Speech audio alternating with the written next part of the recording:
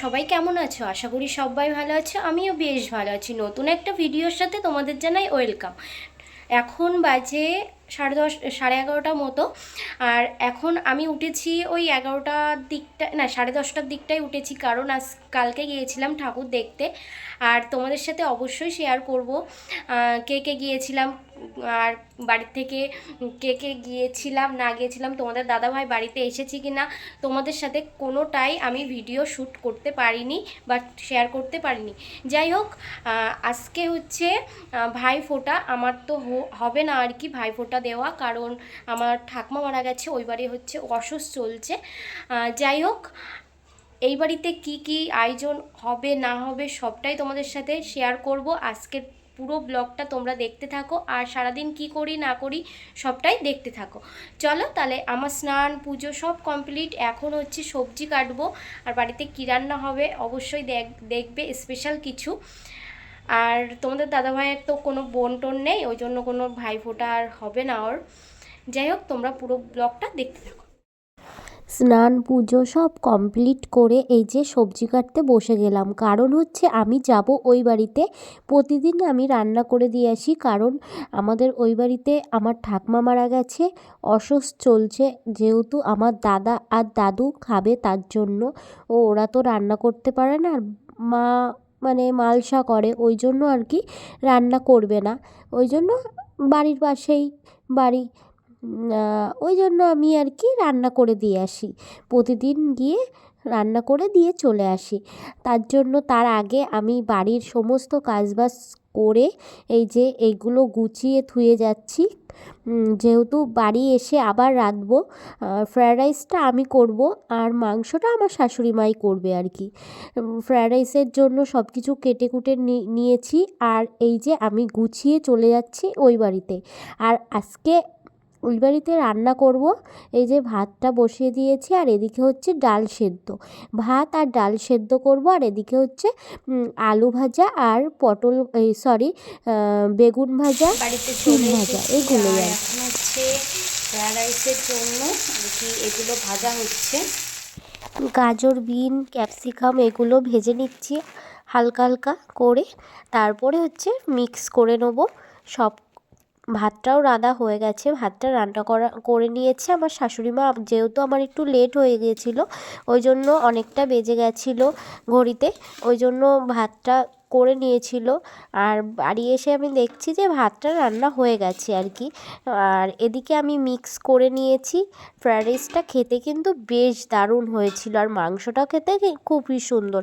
আমার শাশুড়ি মায়ের হাতে রান্না মটন খুবই সুন্দর রান্না করে, আর আমিও রান্না করতে পারি, যেহেতু আমার দেরি হয়ে গেছিলো। আজকে রান্নার দায়িত্ব আমাকেই দিয়েছিল আমার শাশুড়ি, বলেছিল আমাকে রান্না করতে, কিন্তু আমি ওদিকে আবার রান্না করতে গেলাম, ওই জন্য আর কি একটু দেরি হয়ে গেছে। আমি শাশুড়িকে বলে গিয়েছিলাম যে তুমি রান্নাটা করো, রাইসটা রান্না আমি করবো ওখানে, আর মাংসটা তুমি রান্না করে রেখো, তাহলে একটু তাড়াতাড়ি হয়ে যাবে। দুপুরের খাওয়া দাওয়া শেষ করে একটু ঘুমিয়ে পড়েছিলাম।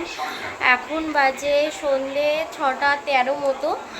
আর এই যে তোমাদের দাদা সবসময় মোবাইল দেখে, ভালো লাগে না।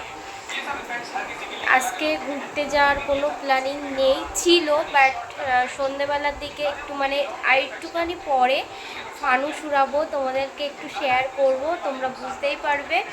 আমার অনেক দিনের শখ ফানুস উড়ানো, মানে ভাবি আর কি সবাই দেখি ফানুস উড়ানো দেখি, কিন্তু তোমাদের দাদাভাই বাড়িতে থাকে না বলে সেইভাবে কোনোদিনও হয়নি। এবার ভাবছি ফানুস উড়াবো, এই যে কিনে এনেছি দেখো। এই যে আমি শাড়ি পরে নিয়েছি, একটু ফানুস উড়াবো, বাজি ফোটাবো, মানে খুব এক্সাইটেডমেন্ট, মানে অনেক দিন পরে বরবাবুর সাথে একসাথে আর কি আনন্দ করছি, খুবই ভালো লাগছে। আর তোমাদের দাদাভাই একটু ভাত খেলো সন্ধ্যাবেলা, যেহেতু দুপুরবেলা অনেক আগে খেয়েছিল, ওই জন্য খিদে পেয়ে গেছিলো। এই যে তারপরে ছাদে চলে এলাম, তারাবাজি নিয়ে এসেছিলাম, আরও অনেক অনেক বাজি নিয়ে এসেছিলাম, কিন্তু একটা বাজিও ঠিক মতো ফুটছিল না।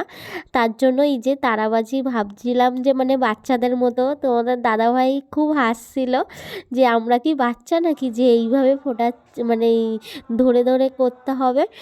তারপরে এই যে ফানুসটা একদম খুবই খারাপ, মানে ফাটা ছিল, মানে কি বলবো, উঠছিল না, তারপরে ধরেছিল কিন্তু উঠছিল না।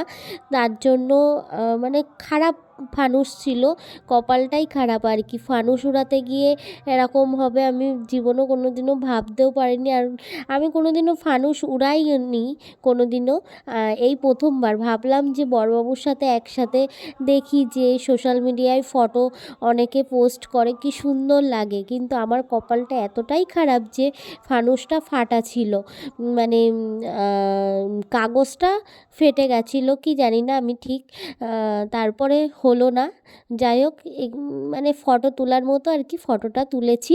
আর এদিকে হচ্ছে আমরা তারাবাজি করছিলাম ধরিয়ে, তোমাদের দাদাভাই আর আমি মজা করছিলাম খুব। আর এখানে আমার দেওর ছিল, তারপরে আমার শাশুড়ি, সবাই ছিল আর কি, ভালো লাগছিলো। তারপরে কেন্নবাজি এনেছিলাম, কেন্নবাজি একটুখানি ঘুরেই আর কি ঘুরছিল না।